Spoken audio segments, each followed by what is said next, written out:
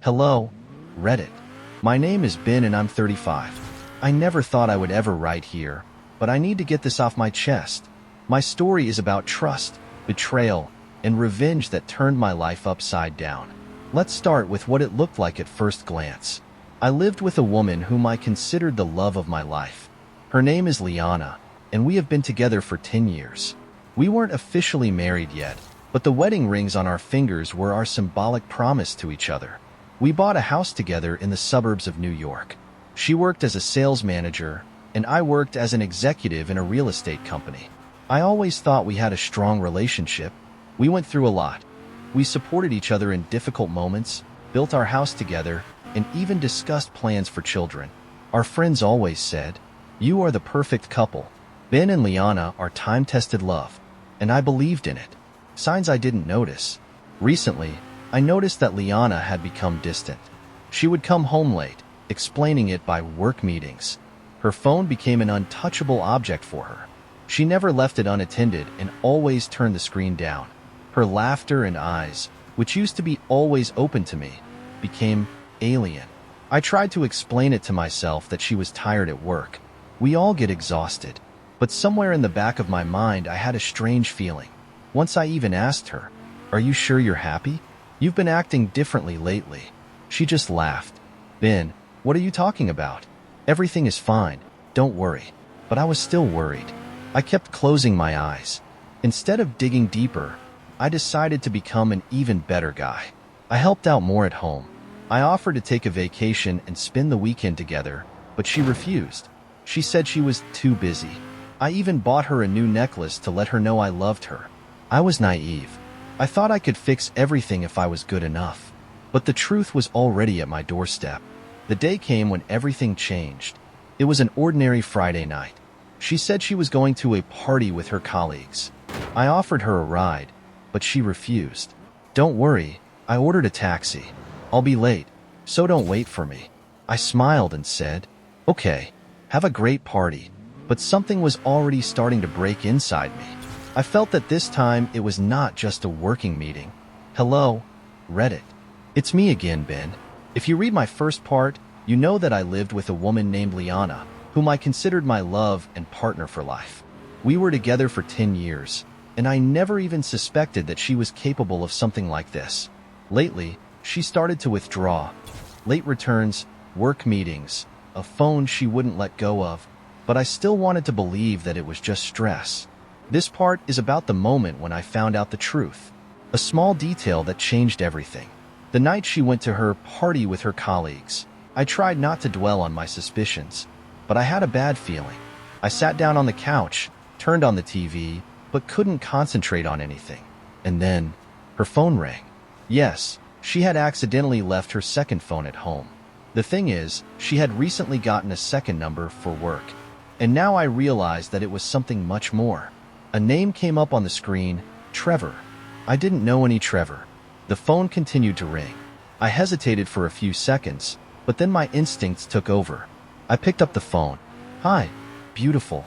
Are you out of the party yet? Do you have some more time for us?" My heart sank. In that second, I realized everything. I quietly hung up the phone, sat down on the couch, and just tried to digest what I had just heard. Liana is cheating on me. She has a lover. And the most disgusting thing is that she didn't even try to hide it well. My decision. I had to find out more. Do you think that I immediately rushed to call her or make a scandal? No, that would have been too easy. I decided to gather all the evidence so that she had no chance to make excuses. The first thing I did was check her phone, and this is what I found. Dozens of messages from Trevor. They flirted, discussed their meetings. He sent her his photos without hesitation. Discussions about the hotel. They didn't just meet at parties. They rented hotel rooms. She wrote to him, "Ben doesn't suspect anything. I'm so glad we can be together." I was angry, but I still kept my temper in check. Stalking her. I wanted to confirm my suspicions. The next day, she said that she would be working late that evening. I already knew it was a lie, so I decided to follow her. I left work a little early, got in my car, and parked next to her office. Half an hour later, I saw her leave the building, but not alone. She was accompanied by a young man with a short haircut, and a cocky expression. Trevor. They didn't even try to hide. She smiled, hugged him around the waist, and they got into his car together. I started to follow them. After 20 minutes, they parked near a small hotel on the outskirts of the city. They went inside, holding hands. I took pictures of everything. That was the moment I realized that our relationship was dead. She didn't even realize that I knew everything. When I got home, I continued to analyze her phone calls and messages. It turned out that they had been dating for several months, and all this time she had been looking me in the eye and saying, "I love you. You are the best man I could ever find." Lies. What did I decide to do next? I already had evidence. Screenshots of messages and calls. Photos of their hotel. Her outright lies about her work. Now I was ready for the next step. I decided that I would destroy her plans. Hello again. Reddit. It's me, Ben. If you've read my previous installments, you know that I found out that my partner Liana was cheating on me with a young man named Trevor. I found the messages, saw them together at the hotel, and took pictures. But just knowing wasn't enough. I wanted to make sure she could never deny the truth. This part is about how I gathered all the evidence I could to make her story crumble along with her lying life. First, I checked her location history. The first thing I did was log into our joint family Google account. We had a feature called Share Location that we had turned on at one point, so that we would know where each of us was in case we got into trouble. She must have forgotten that this feature still works. And here's what I found. Her work meetings coincided with the time she was staying at the hotel. She regularly visited the same cafe where I suspect they first met. On some days when she said she was going to a friend's house, she was actually at Trevor's apartment. It was a complete picture of her lying. I took screenshots of all this and added it to my evidence archive. The phone bill confirmed everything. The next step was to check our shared phone plan. When I downloaded the call report, I almost laughed out loud with indignation. She was calling Trevor 15 to 20 times a day. They sent each other hundreds of text messages every day. She would text him even when we were sitting on the couch together watching a movie. At the moment when I thought she was laughing at my joke or focused on work, she was texting with her lover. These records became another indisputable proof of her infidelity. The surveillance camera said more than I expected. We had a surveillance camera in the living room in our house, which I had installed several years ago. It worked around the clock, and we used it to check on the house when we were away. She must have forgotten about its existence. I decided to look at the recordings from the last few weeks, and this is what I saw. She would bring Trevor to our house after I left for work. They were sitting on our couch, drinking wine and laughing like it was their home. They kissed right in the living room. She treated him the same way she used to treat me. When I saw that, I had only one feeling. I will never forgive her again. I copied the video, downloaded it to a flash drive, and backed it up to the cloud. Backups, so she couldn't delete anything. I knew that when she realized that I knew everything, she would try to delete all the evidence and twist the situation in her favor. So I did the following. Screenshots of all her messages, saved on a flash drive and in the cloud. Call history, I sent copies to my email. Video from the cameras, saved in several places so she had no chance to delete them. Now she was trapped. Her face diary, and the final touch. I knew that Liana kept a small diary. She always wrote her thoughts and dreams there, and I never pried into it, respecting her personal space. But now that I knew she'd been cheating on me for months, my principles went by the wayside. I opened the diary and things got even worse. She wrote about how she and Trevor were looking for a new apartment because she was planning to leave me. She described how she felt when she lied to me about work and meeting friends. She even wrote, "I love Trevor, but Ben still provides for me. I want to leave, but I'll wait until I'm sure about the future." It was the final stab in the back. She wasn't just cheating. She was using me while she was looking for a new life.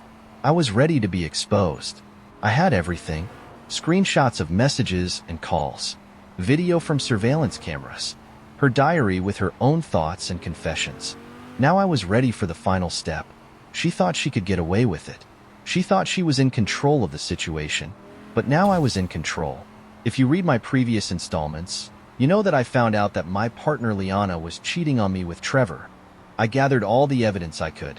Messages, call records, surveillance videos, and even found her diary with confessions. Now I had every trump card in my hand, and it was time to deliver the final blow.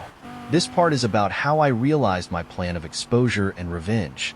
Preparing for the final exposure, I knew that simply telling Liana that I knew everything was too easy. She had been lying to me for months. She had abused my trust, laughed behind my back, and used me for her own gain. So I decided to do it publicly. When exactly? We had a party planned in honor of our anniversary, where her friends, our neighbors, and even a few colleagues from her work were supposed to come. She insisted on having this party. "We've been together for 10 years. It's a big day for us," she said with a smile that I now thought was fake. Well, it was a big day, but not in the way she had imagined. I set everything up for the final blow. The first thing I decided was that she would not be able to deny any of the evidence. I prepared surveillance videos.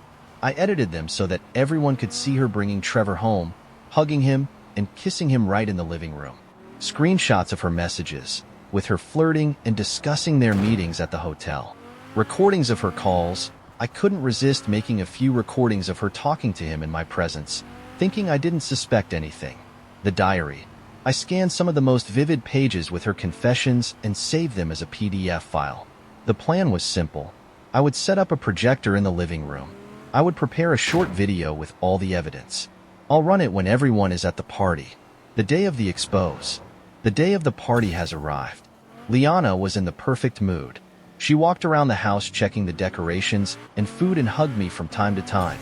"I'm so glad we're together. Tonight is going to be a wonderful evening." Her words no longer bothered me. I just kept quiet and waited for my moment. The guests began to arrive. They were our mutual friends, neighbors, and a few of her colleagues. Everything looked like a normal celebration. And then the moment came. I went to the TV, picked up the remote and said, "Liana, I have a surprise for you. We are celebrating our anniversary, and I wanted to show everyone how much we love each other." She looked at me in surprise, but seemed pleased with the attention. "Oh, Ben, you're so sweet. Please sit down and watch this. This is going to be interesting." All the guests gathered in the living room. I turned on the projector, and then the show began. Her world began to crumble. The first video appeared on the screen. She and Trevor are kissing in the living room of our house. They are sitting on our couch, drinking wine and discussing the next romantic evening at the hotel.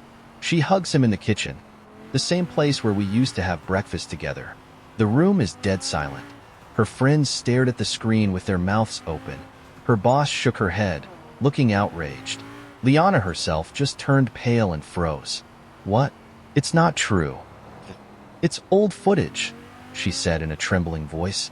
But I didn't stop. Screenshots of her messages with Trevor appeared on the screen. "I love you, Trevor. Ben is so boring. I want to leave him. Meet me at the same hotel at 7 p.m. And the last entry from her diary. "I can't pretend anymore, but I'm going to keep Ben around until I'm sure about my future with Trevor." It was too much. Her mother started crying. Her friend got up and left the room. "I can't believe this. Liana, how could you?" her boss asked. Liana started to panic. "Ben, we can talk about this. None of this is true. Please." But I wasn't listening anymore. The final blow. "Liana, our relationship is over. I've gathered all the evidence and filed for dissolution of our partnership and the ownership of the house." "What?